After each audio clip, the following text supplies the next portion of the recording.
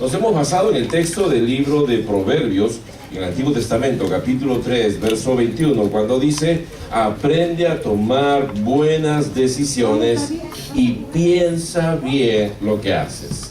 Dile que tienes algo, piensa bien lo que haces. Piensa, ¿te vas a casar o no te vas a casar? Piensa bien lo que haces, ¿sí? ¿Te vas a cambiar de trabajo o no te vas a cambiar de trabajo? Piensa bien lo que haces. ¿Vas a entrar en un juicio con tus patrones? Piensa bien lo que haces. A veces hacemos las cosas en caliente, decimos, o sea, cuando estamos enojados, y después nos damos cuenta, ¿para qué tomé esa decisión? ¿Para qué dejé el trabajo? Como decía mi abuelita, perdí la soga y la cabra. No tengo ni una ni la otra. Yo pensé que un paisano, un amigo me dijo que me iba a dar trabajo. Cuando le dije, perdí todo. ¿Se da cuenta? A veces tomamos malas decisiones en la vida por momentos de conflicto, de tensión, de desequilibrio. Hoy día vamos a estar hablando acerca de cómo tomar decisiones por estado de miedo o de temor. Así que una de las cosas que vemos en estos días es que mucha gente toma decisiones temerosas y nace por un miedo, nace por un temor. Yo quiero ver con ustedes cuando uno decide, pero tiene gran temor en la decisión.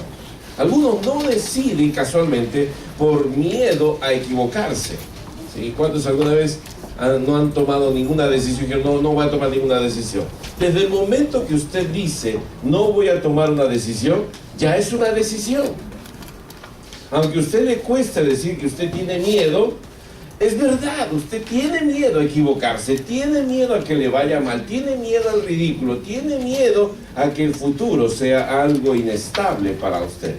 Entonces, eso es válido. El miedo opera una glándula atrás de nuestro cerebro, la pituitaria, que cuando se contrae es lo que segrega, es adrenalina.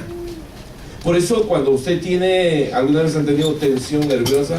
Ustedes no, ustedes están viviendo otra tensión. Pero cuando uno vive una tensión nerviosa, es cierto que uno se le pone duro el cuello, los músculos ahí en los hombros, y parece que usted es Robocop, que anda caminando así, porque anda todo entumecido. La tensión se genera desde ahí, en su sistema nervioso. Pero es bueno porque cuando usted escucha, ¡cuidado! O como dicen los hermanos de México, ¡aguas, aguas, aguas! Yo pensé que agua, hay agua, y era que ten cuidado, te dicen ellos.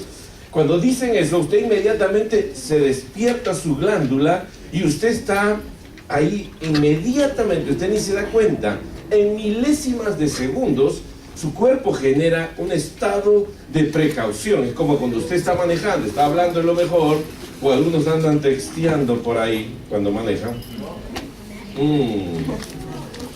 Sí. Y usted está ahí y todavía está texteando, manejando con la rodilla, porque yo he visto a algunos manejando con la rodilla. No sé cómo lo hacen, medio pulpos. Y de repente usted está en el auto, se está yendo por ahí, usted se da cuenta, instintivamente siente un flechazo dentro de su sistema nervioso. Y es ahí la pituitaria que está alertándolo. El peligro a veces nos alerta para un estado de tomar decisiones sabias. Por eso decimos, piensa bien, piensa bien.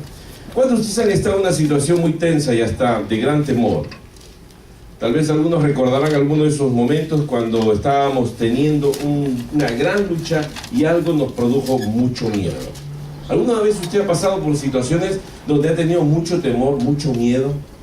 La dificultad era muy grande, muy avasalladora, el enemigo era muy grande y usted se sintió atemorizado. ¿Alguna vez usted estuvo así? ¿Cuántos recuerdan alguna vez un estado así? Se cuenta de un grupo de amigos que estaba hablando en una escuela secundaria y después de las vacaciones se reunieron y uno de ellos tuvo que traer las malas noticias y se comunicó también el primer día en la escuela que uno de los compañeros que había ido de vacaciones había perdido la vida en esos viajes de vacaciones, ahogándose en el mar. Cuando esto recibieron la noticia, inmediatamente los niños, los jovencitos empezaron a llorar, a juntarse en grupos, y mientras estaban así en grupos había uno medio sobrador, medio burlón, y empezó en el grupo de amigos, empezó a decir y a hablar mal del muchacho que había muerto. Por tonto se murió. ¿Cómo se va a ahogar en el mar? ¿Yo cuántas veces he ido al mar? mis padres tienen una casa en la playa, yo he vivido allá y nunca me he ahogado. Qué tonto es eso. Cuando empiezan a hablar otros y empiezan a decir, ¿qué es lo que habrá sentido el muchacho cuando se estaba ahogando? Y no sintió nada, se murió y empezó a reírse. No se da cuenta que dentro del grupo estaba uno de los defensas del equipo de fútbol americano de la escuela, que era el mejor amigo del muchacho que había muerto. Y entre lágrimas lo agarra que se estaba burlando, y lo lleva a la fuente de la escuela y con su fuerza lo empieza a ahogar. El otro empieza a patalear, a luchar porque le falta el oxígeno. Todo el mundo le dice, le agarra el brazo que era del ancho de una pierna mía, y de repente estaba ahí el muchacho con toda su fuerza ahogándolo casi. Y cuando ya siente que su cuerpo se está aflojando, que ya no está pataleando tanto, lo suelta, tirado ahí, vuelve otra vez a la vida. Le dice, ¿qué sentiste? Le dice, enfrenté la muerte. Creí que me ibas a matar. Tuve miedo. Eso es lo que mi amigo sintió, le dice. Pero él no está aquí vivo para contarlo. Le dijo, ten más respeto por él. Llorando este muchacho le dijo, perdóname por haber pensado mal. A veces nosotros vemos situaciones en la vida, hermano, y no entendemos por qué algunos se ahogan en un vaso de agua. Porque hay mujeres que están llorando porque el novio las dejó. Y de repente la mamá está feliz porque dijo, qué bueno. Porque ese muchacho ni trabaja ni estudia, un vago de primera. Medalla de oro en las Olimpiadas de vagancia. ¿Y qué le vio? No sé, por eso era su novio, porque no vio.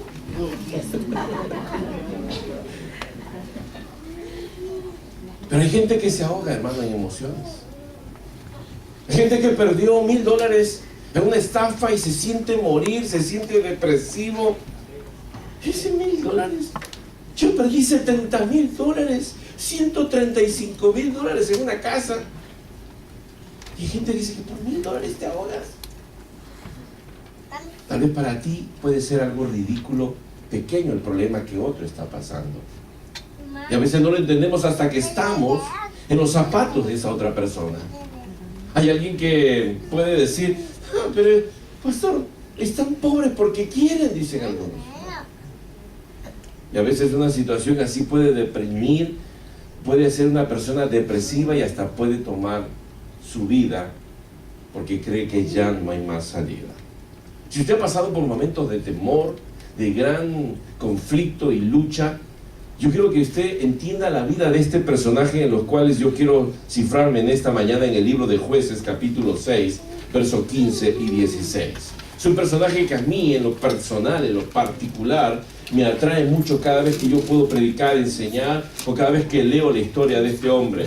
Yo quiero solamente resumir un poquito, a través de estos cuadros, quiero resumir un poco lo que el mensaje quiero traer en esta mañana, ¿sí?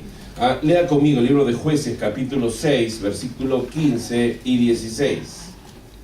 Dice así el versículo 15 y 16. Entonces le respondió, Señor mío.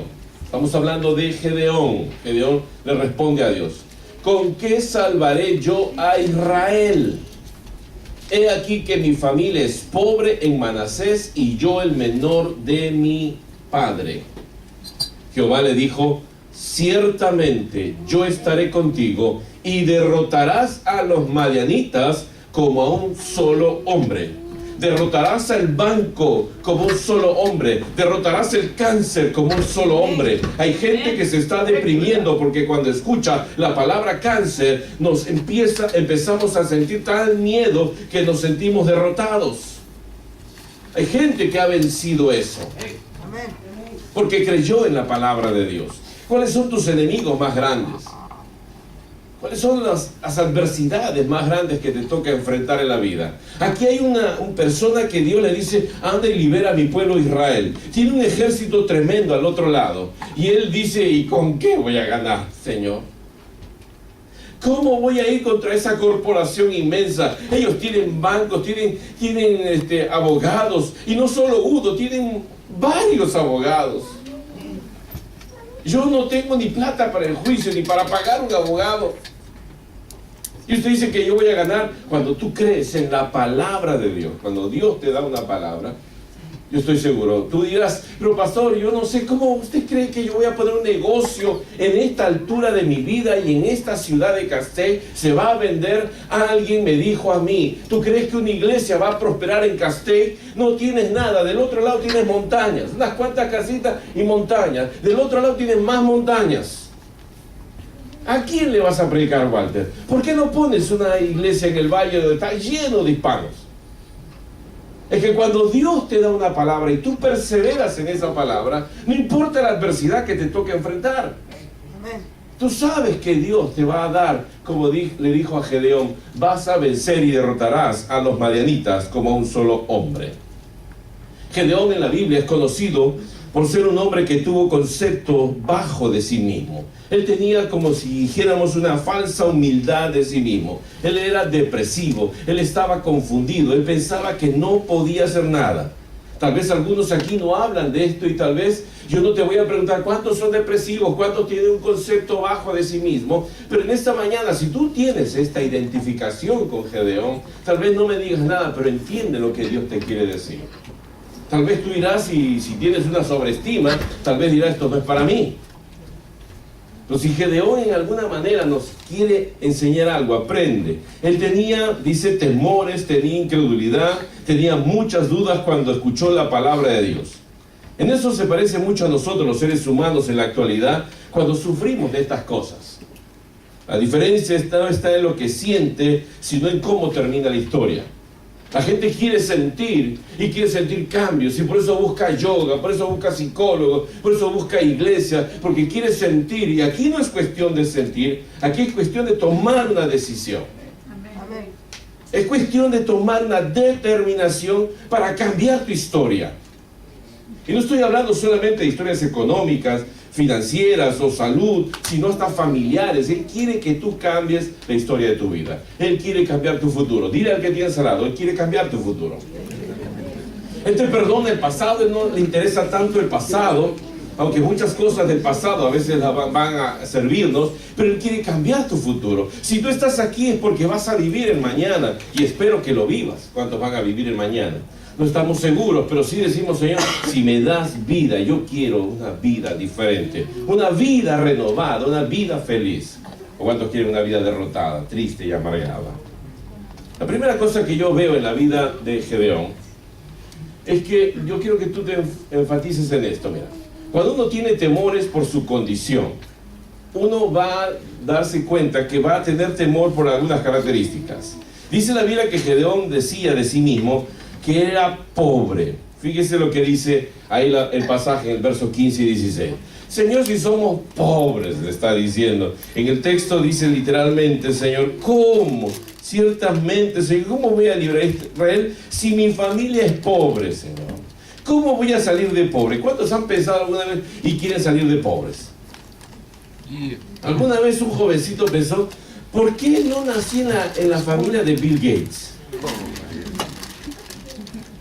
¿Por qué no fui hijo de Donald Trump? ¿Por qué tuve que nacer con mi viejo y mi vieja, con mi padre y mi madre? ¿Por qué no me hizo hijo de un magnate, no? ¿Qué te parece? Uf, ¿sabes la cosa que haríamos? No estaríamos aquí, de hecho, seguro. Ahora, pero ¿por qué alguna vez usted no se ha puesto a pensar, ¿cómo hago para salir de pobre? ¿Alguna vez lo pensó? ¿Cuándo lo pensaron alguna vez? Yo lo pensé. Nadie más lo pensó. No se atreven. ¿Quién sigue siendo pobres? ¿Cómo hacemos? Y uno dice, mire, pastor, mire lo que tengo, el capital que tengo. No, en el otro está en el otro. Nada.